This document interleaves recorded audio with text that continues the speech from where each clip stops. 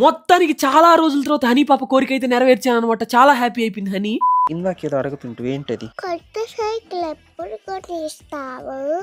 నువ్వు ఏడవకుండా స్కూల్కి వెళ్ళి తొందరగా జలుబు తగ్గించుకుంటే తీసిచ్చేస్తా, ఓకేనా? జలుబు తగ్గిపోయింది.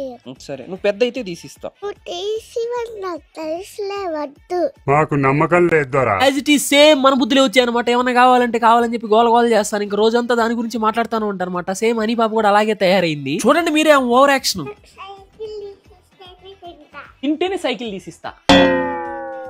హనీ పాప అడిగిన వెంటనే సైకిల్ తీసేయడం పెద్ద మ్యాటర్ ఏం కాదు. ఆల్రెడీ 2 సైకిల్ తీసిచ్చాను అనమాట. అడిగిన వెంటనే తీసేయడం వల్ల వాటి వాల్యూ తెలియకపోగా వాటిని సరిగా వాడకుండా ఎట్టబడితే చేసేసి మనకి ఏదైనా ఈజీగా వస్తే ఒకటి వాల్యూ తెలియదు కాబట్టి కావాలని అడిగి చిన్న రోజుల తర్వాత తీసిచ్చాను. నేనైతే సైకిల్ ని సర్ప్రైజ్ గా ఇంటి దగ్గర తీసుకెళ్లి హనీ పాప రియాక్షన్ కోసం అయితే బయట వెయిట్ చేశాను.